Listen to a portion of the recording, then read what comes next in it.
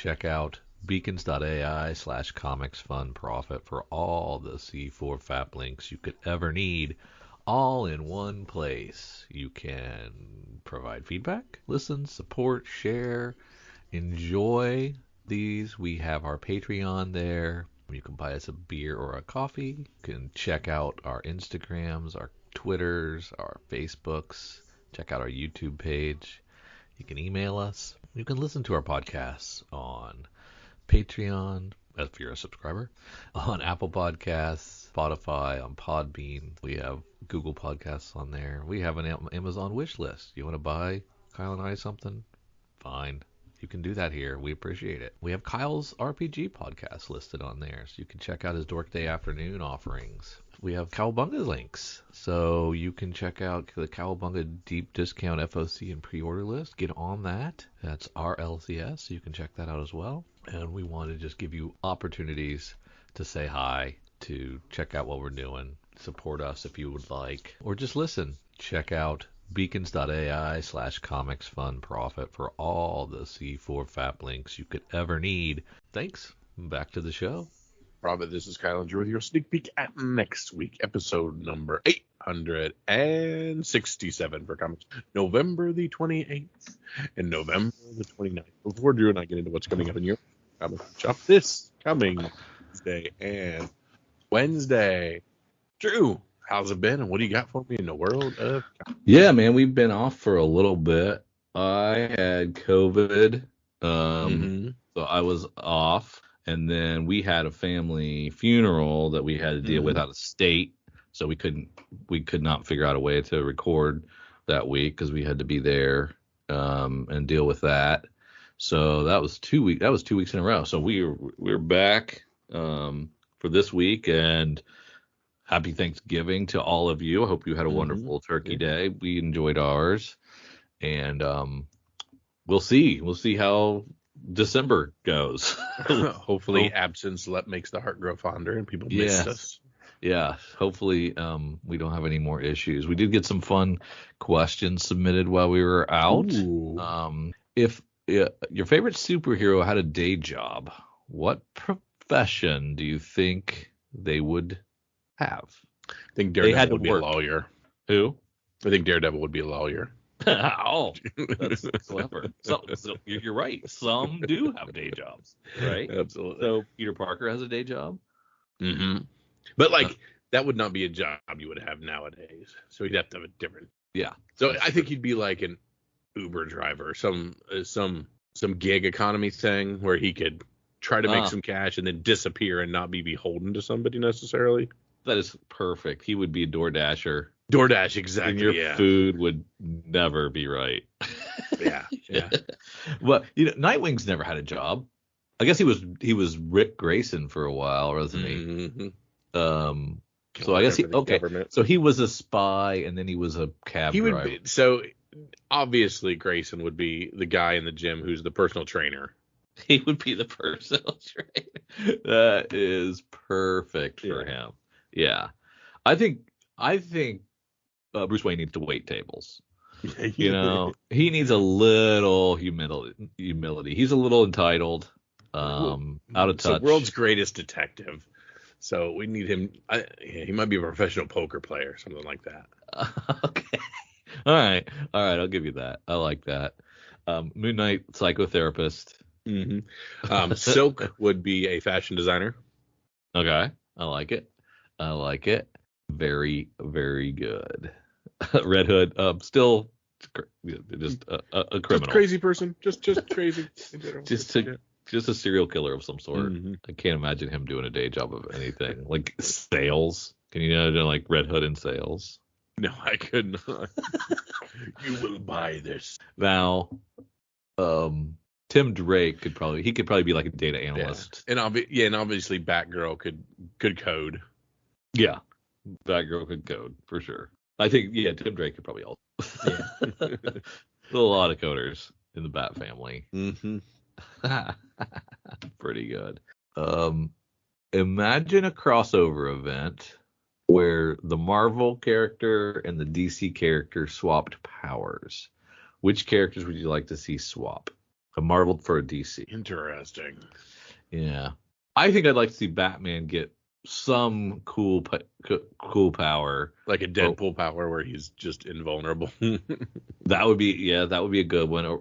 Or yeah, maybe like Wolverine adamantium. That'd be pretty neat. Mm-hmm. Then have some of the X-Men with like, so they're just a dude.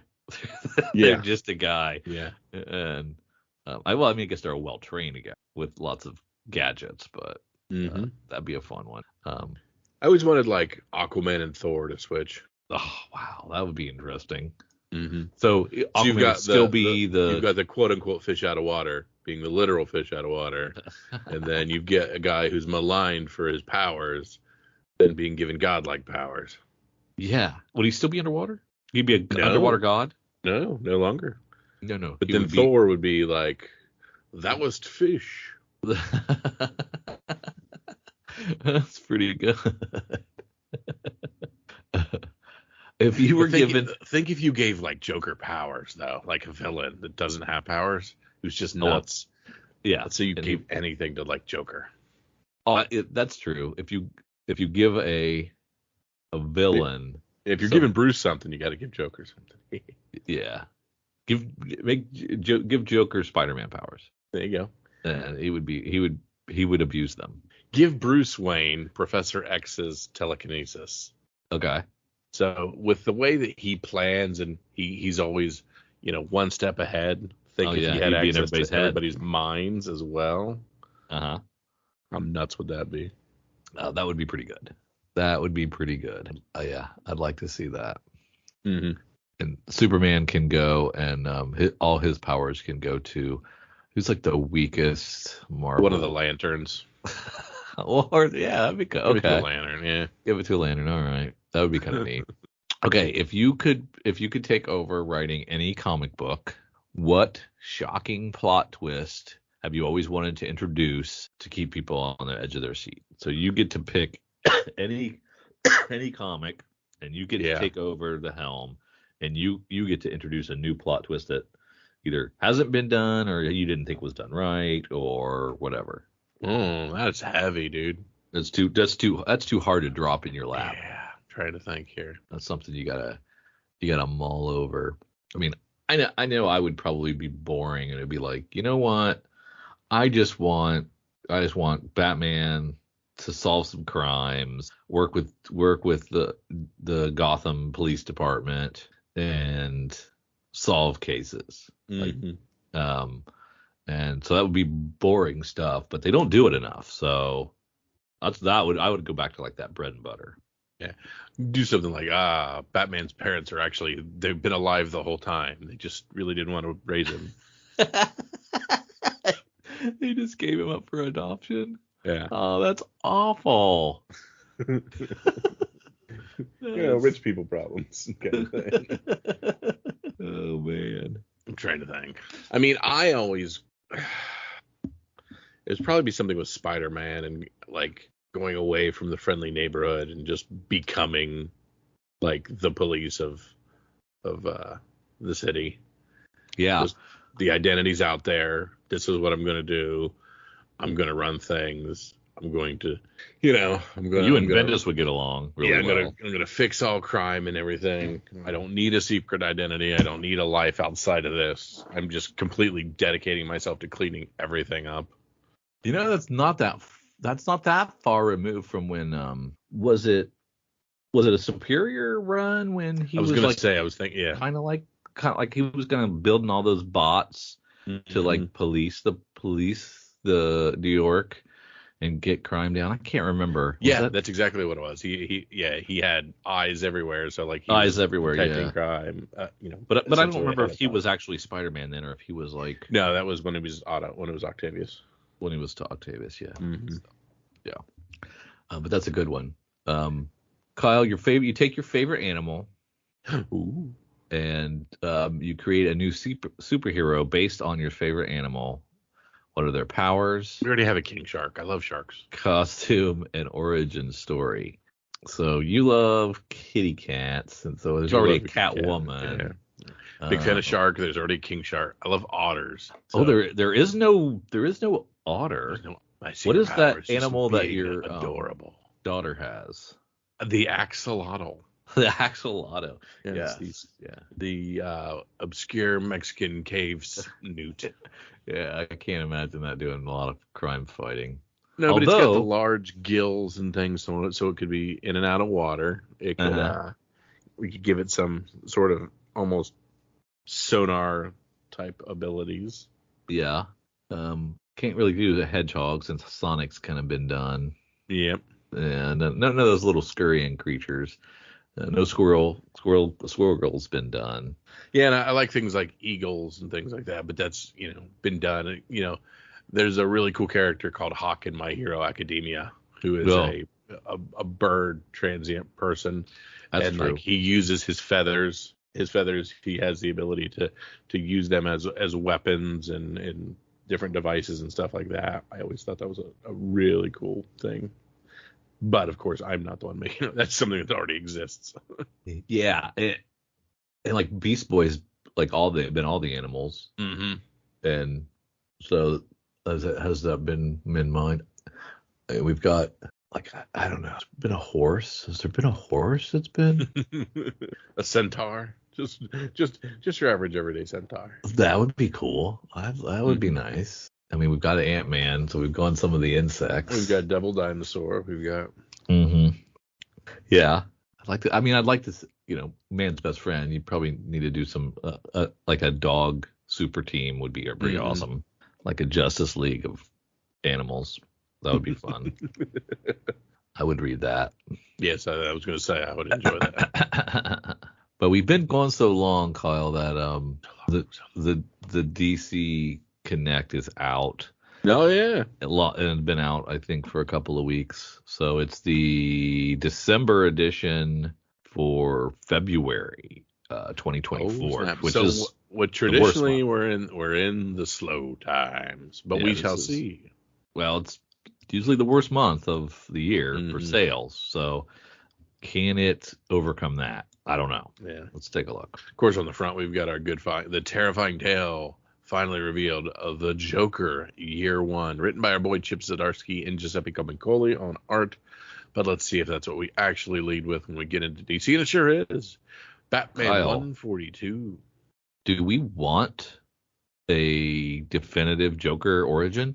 No, I was thinking the same thing. Do we want that as readers? I think we like the fact. I like the whole three Jokers things where we have I enjoyed that three completely different versions of them, and then you can have that autonomy be whatever you will.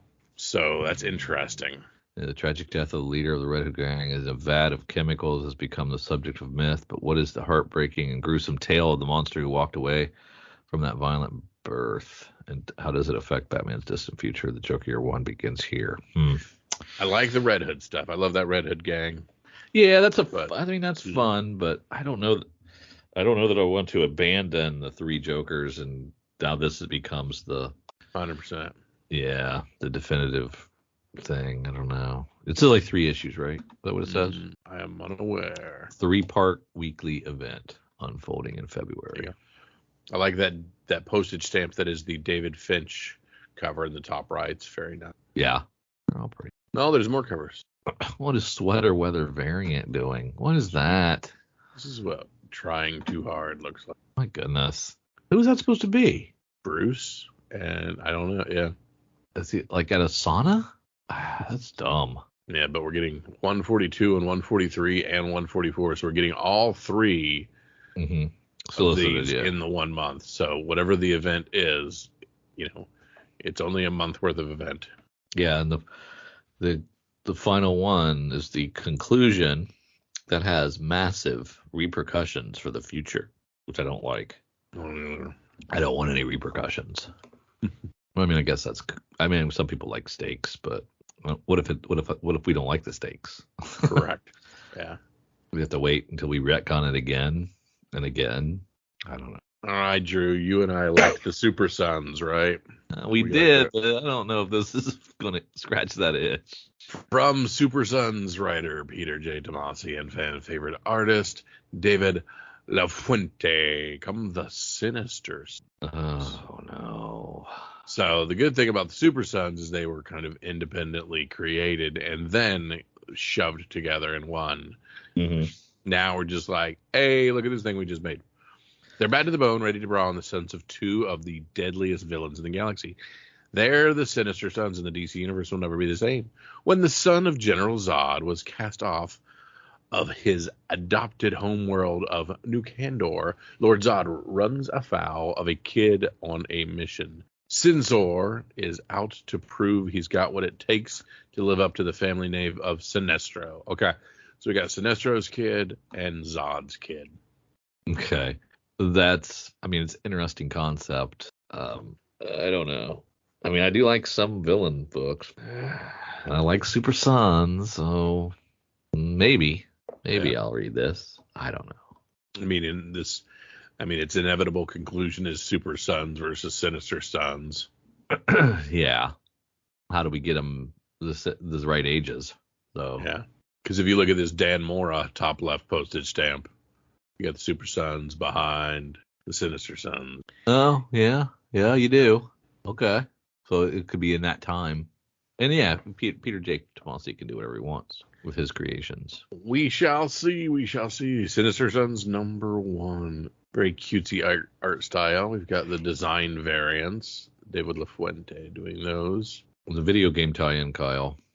Things are going to get messy in the prequel to Rocksteady's Suicide Squad Kill the Justice League video game.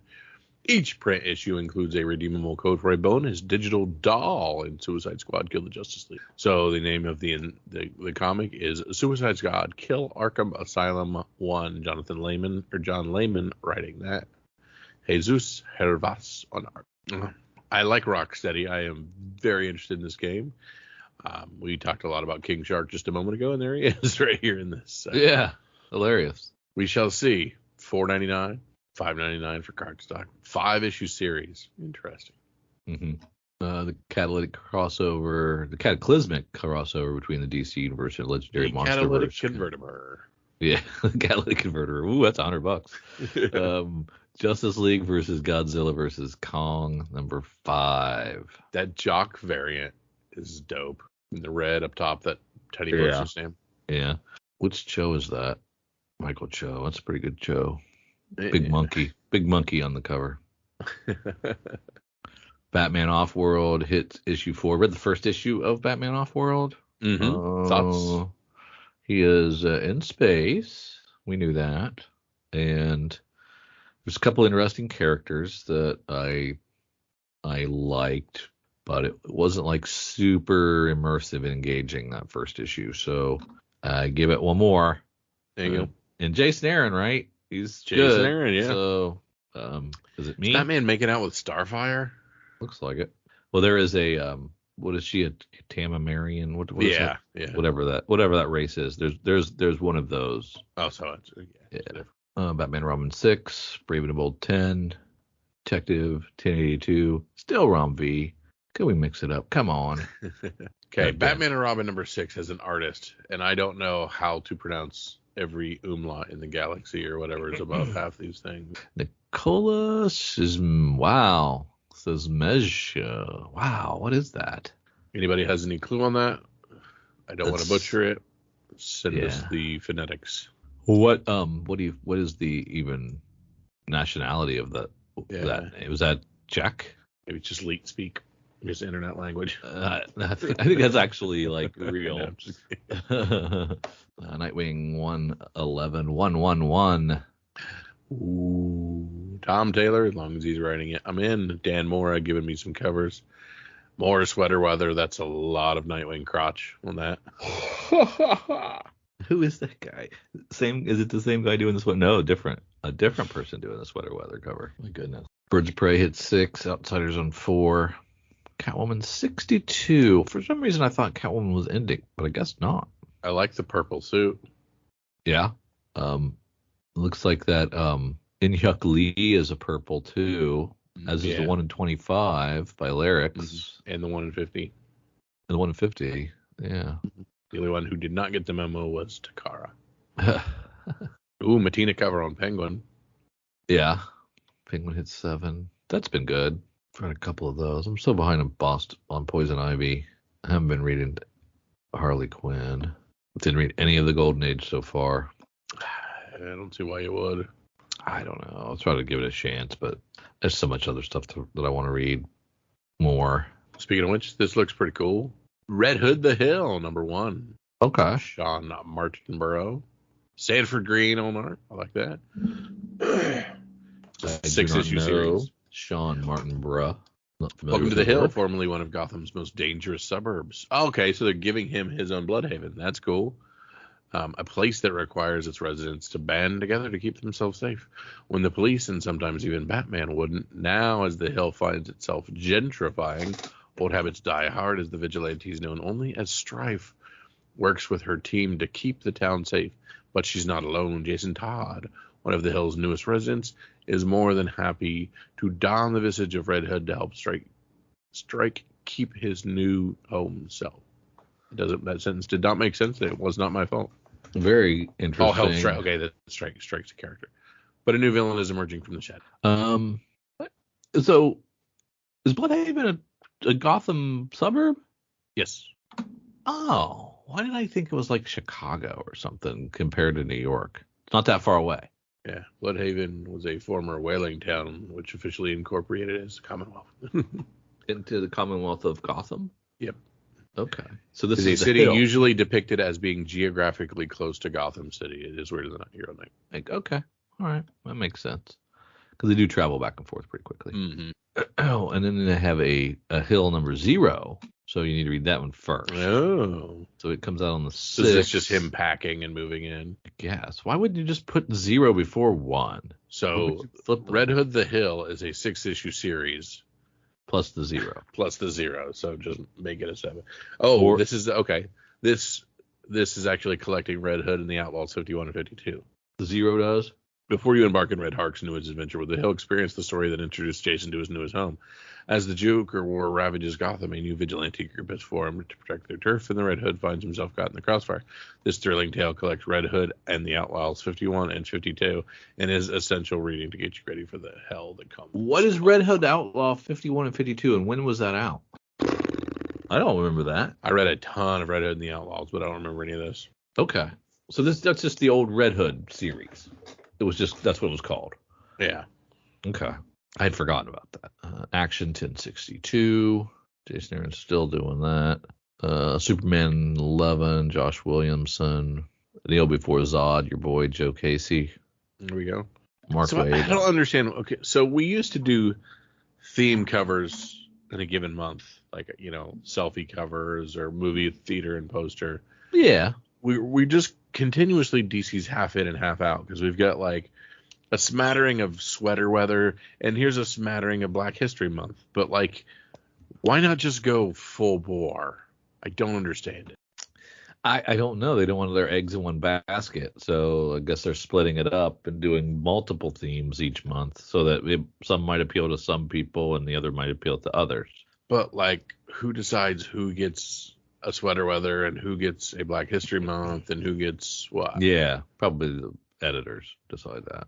It is. I agree. But also, it's probably rare that you can come up with like the movie poster variants or something that are a good enough idea that you can mine. Well, isn't it kind of just stupid? So far, we're on page 21. We've gone through 24 books.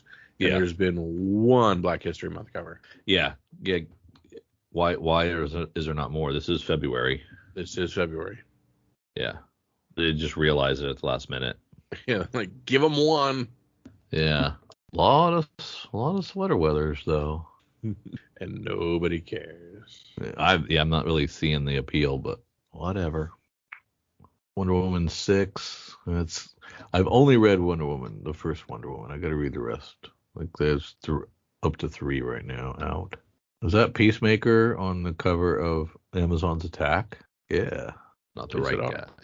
Yeah. Not the right guy though. Cy Spurrier on The Flash #6 with a pretty creepy cover there. Speed Force. I am contemplating whether to read that or not. I don't know if I like that many speedsters. Guy like skipped Titan Forgot that was Oh yeah, forgot that was a Tom Taylor. Tom Taylor book. Yeah. Yeah. So I skipped it. Oops. Even our boy Dan Mora is doing sweater weather variant. Oh, that's right. And we're wrapping up the Beast World mini. Oh, that's right. That's right. So, yeah. That was all of, so it's all of like December and January? Or is it all of just January maybe? I think it's just January. Trickle into February a little bit. I like that Blue Beetle cover A on 6. The windows give me David Aja vibes. Oh, yeah, it does. It's got that retro look. Mm-hmm. And the Aki Bright is a landscape wrap cover, it looks like. Mm-hmm. I will Batman enjoy these. 89 Echoes with that classic Catwoman. I will enjoy both of those, Batman and the Superman. Those are fun. There's some Black History Month variant covers, Kyle, all collected for you. We're getting a total of 8. So there's some. And there's all of our sweater weather covers as well. Like, I mean, guess you don't have that many Black DC superheroes, I guess. Maybe that's what's the limiting factor. Huh. Interesting. And yeah, you're right. There's eight sweater weathers and 8 Black History Months. But like one of the Shazam family kids is a black guy. You know, yeah, you could always pull Lucius Fox on any of the DC titles. Yeah, I mean, there's 100 different things they could have done. Yeah. The Batman First Night #1 feels like wasn't there a First Night series recently? Yep. So this kind of variation, but it is Dan Jurgens, Mike Perkins, It's a retelling of one of Batman's most infamous cases through a modern lens. The year is 39. The world, still reeling from the horrors of the First World War, is on the brink of tipping into an even more gruesome conflict. Against this backdrop, a series of violent murders has begun in Gotham, and the recent emergence of the mysterious vigilante known as the Batman has the power brokers of the city living in fear of institutional collapse. All the evidence in the murder investigation defies logic. The perpetrators are all men who died in the electric chair.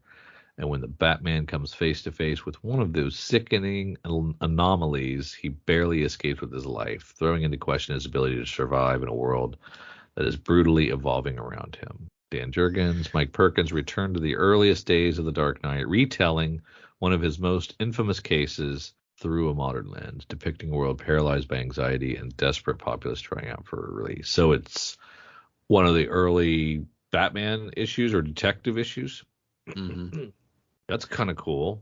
The 30s now, you hear? And I think they're just trying to get away from cell phones and the internet. That'd be interesting. Look at his outfit design. Yeah, with those big old bat ears. Yeah. Now this is an interesting way. It's not a facsimile.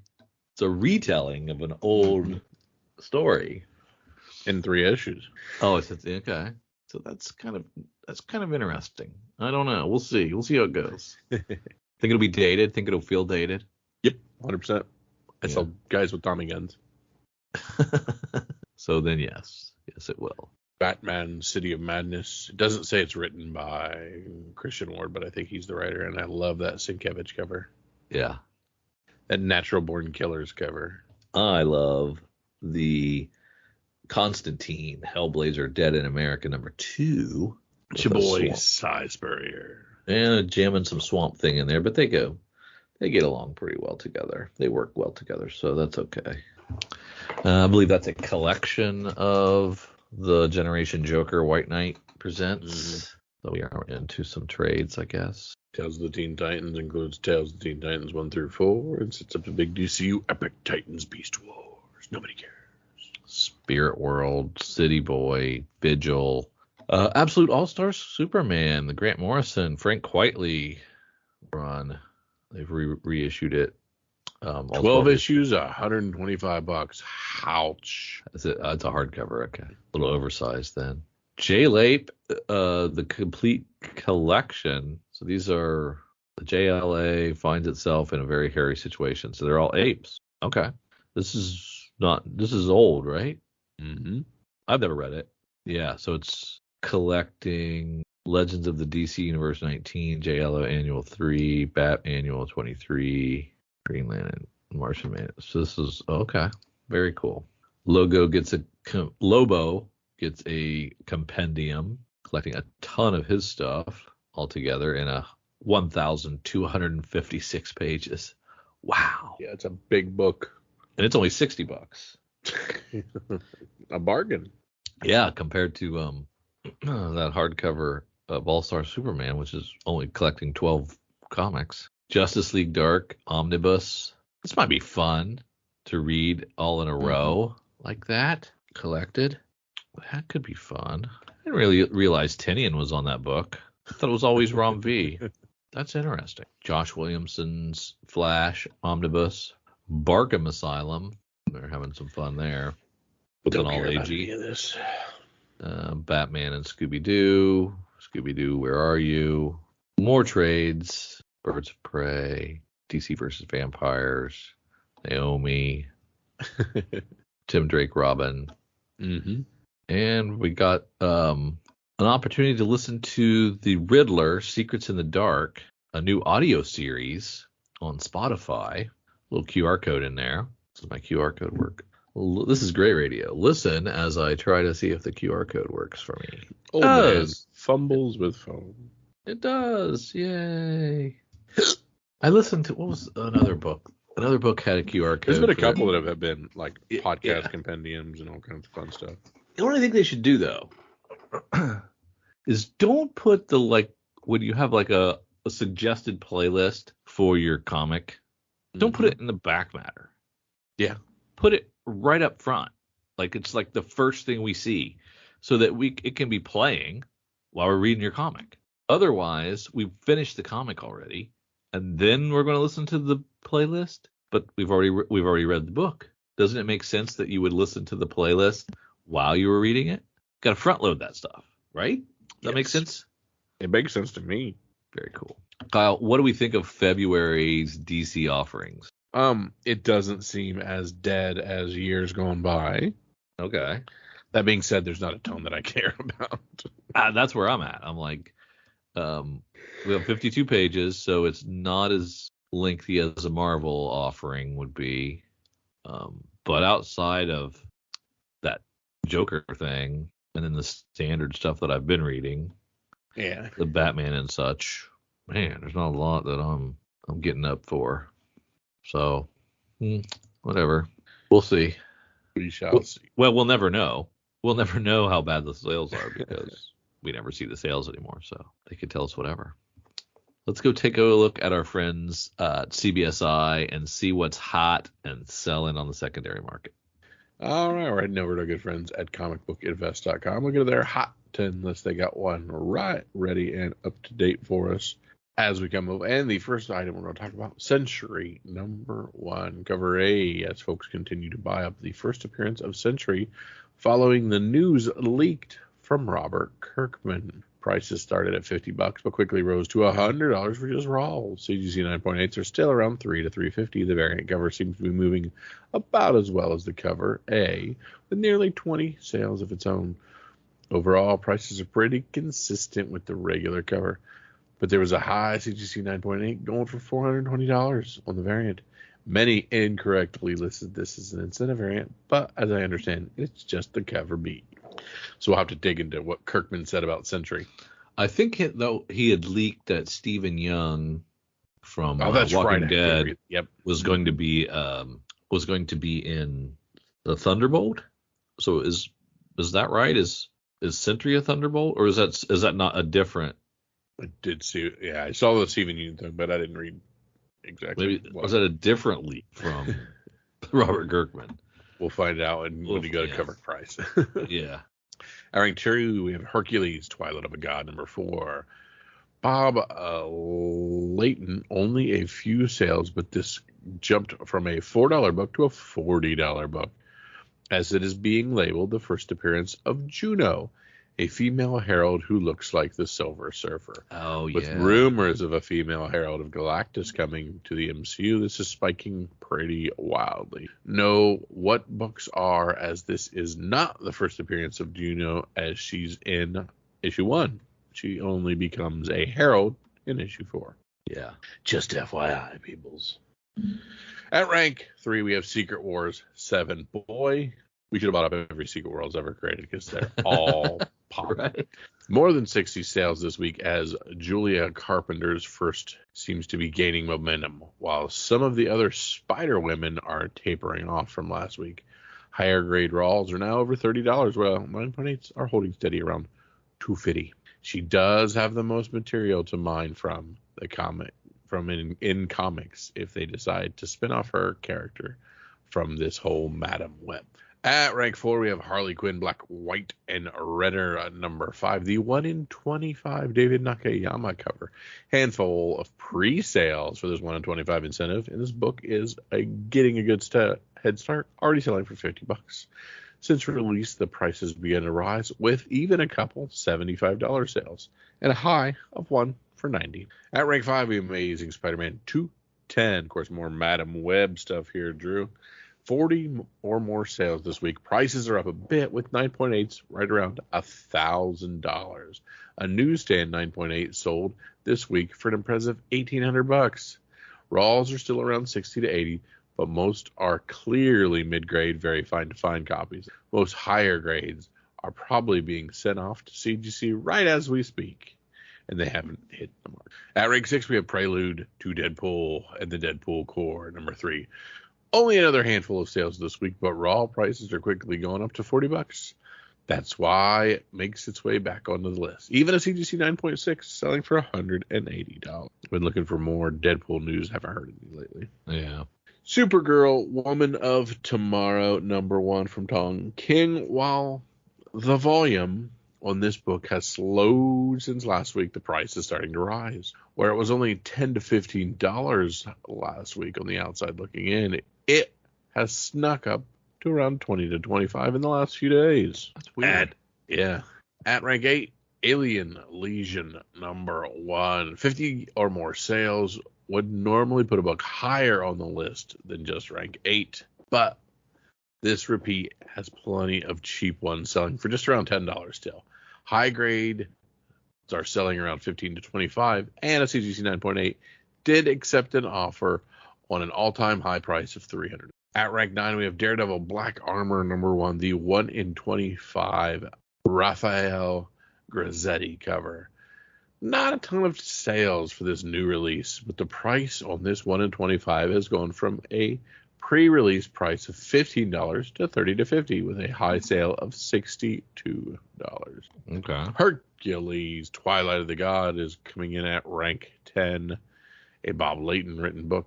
This one is the first appearance of Juno as a character. She's even on the cover. She's just not a Herald of Galactus quite yet. That said, only about 20 sales so far. Most have been only for $3 to $4. But there were a couple of high sales of $22 and $30. In our notable sales category here from our good friends at Comic Book Invest, we see Amazing Spider-Man Presents Black Cat number 1, the CGC 9.8. This is our J. Scott Campbell variant, one of my favorites. Another hot JSC cover that folks have no problem paying quite the premium. A $2,000 sale this week is a solid jump from the $1,600 it was back in. And we have Black Cat Mystery number 37, a CGC 9.6 for this old book. This fine copy stands alone at the top of the census, with the closest competitor being only a 9.0. That said, a $12,000 sale is quite a feat for this classy Black Cat Mystery. That's interesting. A pair of black cats. Exactly. Different genres there. That's really, really cool. Remind me, Kyle, do we want to break up our sneak peek at next week and do like the lunar stuff and then do our cover price and then finish it with the previews, or do we want to do all the cover price? Head on over to cover price with me. Let's just do a cover price and then we'll end with all of our. You got to end on that sneak peeks. Don't break it up, is what you're saying. That's right. Don't book. Yep. Now, the question is, Drew, we've got some major spoilers in some of our cover price items. Yeah. Because of Loki? Post-credits on Marvel. Marvel. Yeah. What do you want to do? I'll talk on the books, but I'm not going to read what happened. I'll give people a little bit more time because I don't think people were running out for Marvels. I know. That's true. That's true. Uncanny X-Men 164 newsband variant. We are seeing spikes in that. 44 copies. High sale of $160 for raw, but fair market value. You can sit them around the very fines for around $33. We are also selling the non-newsstand variant is at a rank 2 on this one. 69 copies of that one. A CGC 9.8 selling for $255, $27 being fair market value for the very fine. So Uncanny X-Men 164, the big hot book there. At rank 3, we have X-Men 27, the Peach Momoko New Champions variant. Last month, a series of covers was released that fell under the banner of New Champions. All of these covers were theoretical sidekicks to established Marvel superheroes. Of all the covers, Maystorm was the first to be taken from concept to feature in a comic book. Momoko announced that Maystorm will be a permanent part of her Ultimate X-Men series. This announcement immediately lit a fire under this book and sent it to the top of the list as fans rushed to pick up a copy of Maystorm's first cover appearance, tracking 25 copies sold. High sale of $25 for raw. Currently, you can get it for about $24. So hovering right around there. This really dope cover that I loved when it first came out. Beneath the Trees Where Nobody Sees, #1. Just the old cover A, where you're looking through the treetops and seeing the... Yeah, that's a good one. Yeah. The cuddly serial killer bear known as Samantha is causing quite a stir. It isn't because of all the murderous tendencies in a quaint little village. It's because this book is heating up on the aftermarket. There are 2 reasons for this. Everyone who reads it loves it and is hooked for more. It's also very tough to find. The scarcity and fanfare are helping this book stick to the top 10 longer than most hot books tend to. 40 copies continuing to sell. $30 for a raw. 14 if you're really being picky. At rank 5, we have The Amazing Spider-Man 37, the Arthur Adams 1 in 25. Beautiful cover. This issue marks the first appearance of Norman Osborn. Wait a minute. Marvel Comics published that issue 57 years ago. No, this issue is not a minor or even a major key. It is simply great artwork by a notable artist. It probably helps that the subject of the cover is the ever-gorgeous Mary Jane Watson. Aside from the great cover work, this book is a retailer variant and the return of the Spidey variant, Rick Rap. A couple of Funhouse villains debut in this issue, but their importance is yet to be determined in the overarching story. In the meantime, we tracked 54 copies, $40 for raws, $29 for fair market value. Just a great Arthur Adams cover. It is a really good looking cover. Yeah. Astonishing X-Men #4, the Beast cover. Peach Momoko has built a huge fan base with her artwork. There are also tons of supporters of her unique limited series. Her next big project, Ultimate X-Men, will feature a new X-Men team. The mutant Armor will lead the new team. Armor's significance is in this series and has shined a light back on her first appearance. With such an important role, fans are curious to see if Armor has what it takes to live up to the title of the leader of the X-Men. We sold 22 copies with a high sale of $64 for CGC 9.6 and fines on the market value $3. At rank 7, we have Star Wars Hyperspace Stories #10, the regular Riccardo Fassini cover. The Bad Batch was hit when it arrived on Disney Plus. The show was a spin-off from the Clone Wars, focusing on a group of elite troopers with genetic mutations. Ironically, these genetic enhancements allowed clones to resist the mandate of Order 66, turning them into fugitives from their own brethren. This book marks their first comic book debut and is moving fast in the aftermarket. The Bad Batch has a strong fandom, and it shows with 19 copies moving, and a high sale of $80 for CGC 9.8 copy. But $10 will find you a near mint raw, the secondary. Rank A, we have Daredevil #9. The first trailer for Echo has been released and generated some hype over the new show. The production is set to be the inaugural Marvel show to feature the new Marvel Spotlights banner. This banner will indicate that the show will function much like a one-shot comic. Viewers will not have to do their MCU homework to understand the series. To top it all off, we see the return of the brutal and terrifying Kingpin.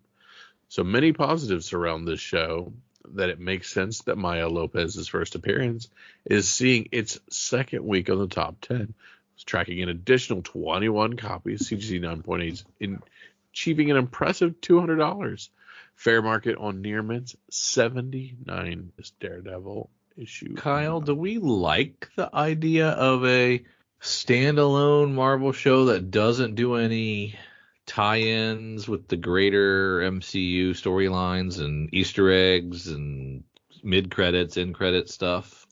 It just depends, because like part of my favorite thing is the end credits and the tie-ins and the where are we going next of the world. Yeah. But I understand we are in an area where we're not following a long narrative necessarily, and any little jump in that we can get to find a good show we should do. So I get it, but yeah, they're less must see.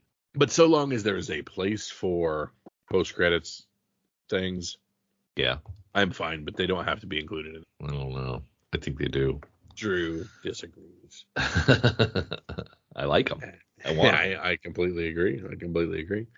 At rank 9, we have X-Force 46, the Jeff DeCall 1 in 25. Not every book must be a key to be in the top 10. Some books deliver a fantastic cover that everyone needs in their collection. This is one of those. Jeff DeCall illustrates a beautiful contrasting image of X-23. This cover is also a retailer incentive, making it much more difficult to find. While the hunt continues, we track 20 copies sold on the secondary market. $74 for a raw. Near-mint fair market value, $52. And our boy Bjorn Barons with Ghost Rider 17. When Marvel first announced that Helverine, very few people took the character seriously. However, the debut has proved that both the story and the character are amazing. While fans did buy Wolverine 36, the first cover and full first appearance, many did not buy into this book. This was due to Marvel not advertising this as the first cameo of Helverine. As Helverine became more popular, the book became harder to track down, as fans have caught wind of the cameo appearance hidden behind this fantastic cover. 16 copies in the secondary market, $63 for raw, $39 near Matt Fair. Nice. At rank 11, we have Birds of Prey, number 3, the Otto Schmidt 1 in 25. The community has spoken. They want more heroines and those a bit villainous gracing their variant covers. Black Canary gets the spot. More heroin. Oh, sorry. This one sold 17 copies with a high sale of $60 for raw, and that's not too shabby. That's a great cover. It's a great cover. We've been tracking it for a while. At rank 12, we have the Young Avengers number 1. This one, I think we moved out of the way so that we could get to the number 6 that we wanted, Kyle. I have this book. We have a couple of these. This is first appearances, Wiccan, Kate Bishop, Hulkling, Patriot, Iron Lad. No, we did want this one. It was Young Avengers Presents, right? That was the one. That was the Kate Bishop, but I inadvertently purchased this one, which is paid off in spades. Yeah, it's a good one. Anyway, 15 copies of this one sold. High sale of $316 for a CGC 9.8. Current raw near mints around $80. Nice quality dollar book purchase there. At rank 13, we have Dazzler number 1, still selling. 33 more copies sold because Taylor Swift. Tay-Tay. Rank 14, we've got Spawn number 1, old school, continuing to sell. 24 more copies of this thing moved. 9.8 sold for $184. Near mints around $25. At rank 15, we have Amazing Spider-Man 129. This is First Punisher, 129, and sold 21 more copies. Great key to have. High sale of $4,320 for a CGC 9.4, with a very good going for 807. X-Men 130, the newsstand. This is more Dazzler. Sold 14 additional sales with a high sale of $480 for a CGC 9.6. current Raw near mints around $328. At rank 17, we have the Incredible Hulk 340. This is a classic Todd McFarlane book. It's his early works. A high sale of $1,182.75 for a CGC 98. Raw near mints around $218. At rank 18, we have Ghost Rider, the Ryan Stegman, number 17, the Ryan Stegman regular. This is another Helverine book. $20 for a raw copy. Eight of these moved, only 8. The Amazing Spider-Man 252 hits rank 19. One of our favorite black suit Spidey books. One of them, I actually like this one better than ASM 300's cover. Oh yeah, the Marvel team up and the Spectacular. This was my favorite black suit of the 4. This is selling 14 more copies. High sale of $1,685 for a CGC 98, and raw near mint sold for $187. So at the rounding out the top 20, we have Amazing Spider-Man 36, the Art Adams 1 in 25.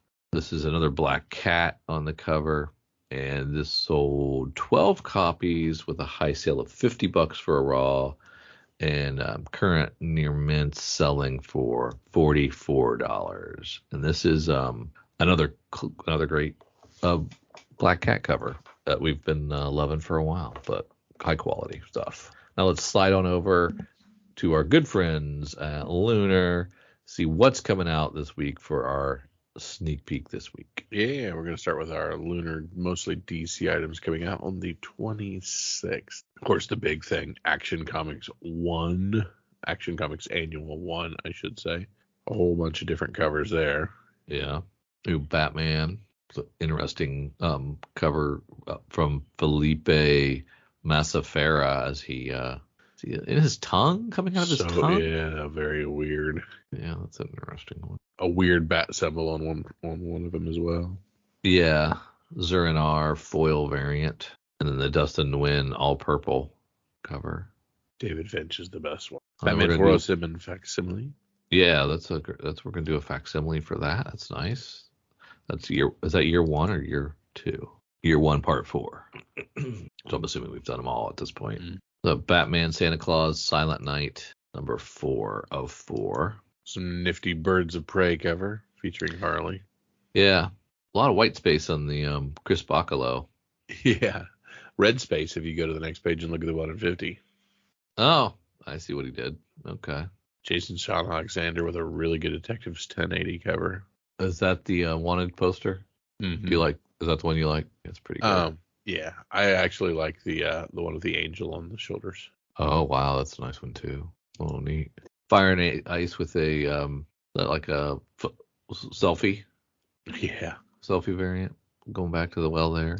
Harley Quinn's got plenty of great covers. The 35 Santa cover is an homage to the Harley Quinn first appearance in. Oh yeah, 12. Yeah. Yeah. And a lot of those Harley Quinn 35 have great covers. Yeah. Ironically enough, she's jumping over Devil Dinosaur in the 1 in 50 and a lot of Kneel Before Zod. We have a really cool Bjorn Barron's cover where he's ripped out the spine of somebody, or I don't know. That's pretty creepy. That is Superman's cape is all it is. But I fell for that. It looked bloody. Yeah. It looked bloody. Zod is chilling on a throne of kryptonite. So Zod is not.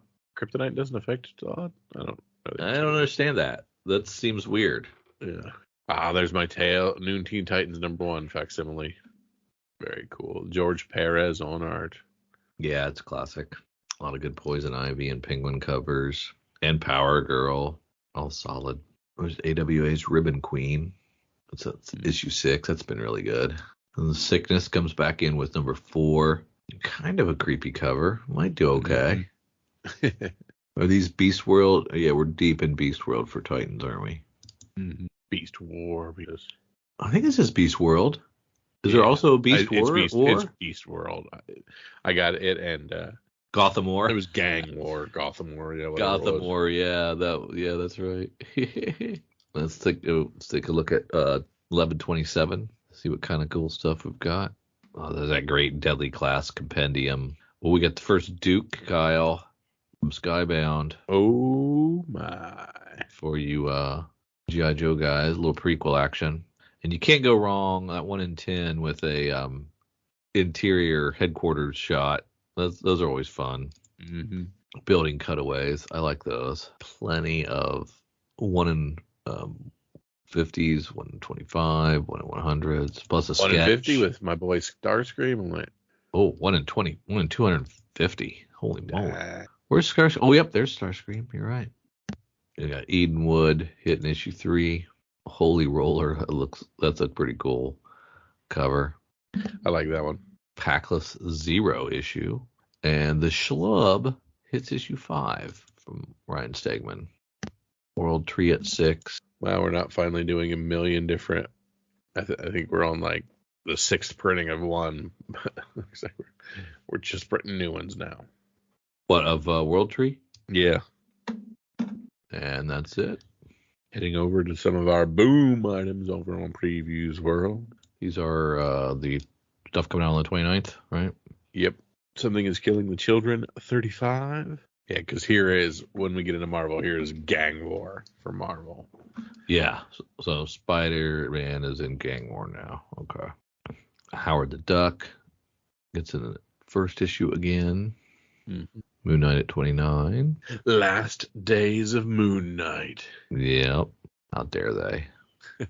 Spider-Woman relaunching again. I love X-Men Blue Origins #1, the EM Guest Mystique variant. I love that 70s style. Oh, that is nice. But in the 70s, comics didn't look like that. It's so true. It's evoking a time that never was, really, on comic covers, which is cool. Yeah. Nothing in Dynamite. It's nice to see American Psycho going to a second print. So that was cool. Yeah. I mean, of course, I was obsessed with the business card variants. You were. Yeah. Kyle, they're doing a Basic Instinct comic book after all these years. Where's the beaver shot cover? Well, that's weird, right? It doesn't make any sense. No. Who's clamoring for that? Yeah. I guess licensed properties sell. So does he think it's a retelling of the movie? Doesn't seem like it. Doesn't make any sense. Oh, Crave #1. Who's doing that? That's Maria Lovett. Mm-hmm. It'll be kinky. Drive Like Hell hits 2. So does Edenwood. I thought Firepower was over. They've scheduled an end to it, but it's not quite there yet. Okay. So we've seen like the previews of the last issue. Right. That's where my confusion lies. American Mythology doing Cross by Mariano Nicenza. Not my style. Local Man is back with issue 7. We've got Miracles from CEX Publishing, and that is a second print and first print that's coming out on the same day. Interesting. Which is an interesting allocation deal going on. So I guess that's good. Yeah, sold I agree. Really well. Yeah, sold really well. Antarctic Press has Ninja High School 191, the Mario 3 cover. Oh, there you go. Going after your heart there, Kyle. Yeah, they really are. You played Mario 3 a lot. Yeah. Rick and Morty, yet another #1 cranked out. Space Truckin' #1 from Opus Comics. Cool looking cover and a cool looking action figure variant. Yeah, they do have some cool covers and lots of them. Mm-hmm. Squish and Squash #1, a Keen Spot book. Super Liquid Avatar from American Mythology. Okay. Tales of the Bizarre from Dren Productions After Dark. Not familiar with that publisher. Mm-mm. No, it's an anthology. Let's get out of here with your anthologies. This Little Piggy, #1 from Scout Comics was a pick back in the FOC days that we did. One of us. Me or you. Can't remember which. Seems like more me, doesn't it? Yeah, I was going to say. Vectors #1. That is a scout comic, and that's more of a space Yeah. sci-fi type of book. Seems kind of cool, though. It does. All right, Drew, we have the board of the podcast where I ask for your pick of the week. It's the one book to run into your local comic book shop and pick up. Man, I am struggling with a slam dunk this week. I might have to go back up to some of my DC stuff and just pull a great cover that I want. Maybe. I'm going with the X-Men Blue Origins #1, that Mystique variant. No problem, huh? You got it. You got it ready to go. Oh yeah, it's the definitive Nightcrawler origin story. It's a beautiful cover. Unfortunately, $6, but we'll get past that. Yeah. I don't know. Crave. I don't know if I want to take little Piggy again. I think I have to go. I'm gonna have to go Crave. Gots to do it. Yeah, it's a miniseries though, but I'm gonna give it a shot. So miniseries, Series A, Cover A. Hey everybody, thank you for coming back. We have missed you. We've been off for a couple weeks, but we are back and better than ever. So we just appreciate you hanging out with us and heading on through our sneak peek at next week. If you want more from Drew and myself, head on over to Patreon. Find our Patreon where you can find additional time. If you want to chit chat with us in the Slack channel, you get access to that. Ad-free and bonus coverage pods as well. For Drew and for myself, see ya. As you know, our LCS is Cowabunga Comics, Lake Country, Wisconsin's best pop culture destination for new comics, back issues, gaming, retro video games, vinyl, and figures. Give them a call, 262-569-9999.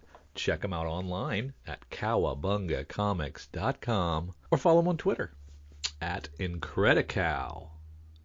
They are our LCS, and we utilize their deep discount mail order service to bring Oconomowoc, Wisconsin closer to us. They'll take care of you. Tell them Drew and Kyle sent you. Say hi to Eric and James from us. If you need an LCS, you can't go wrong with Cowabunga Comics.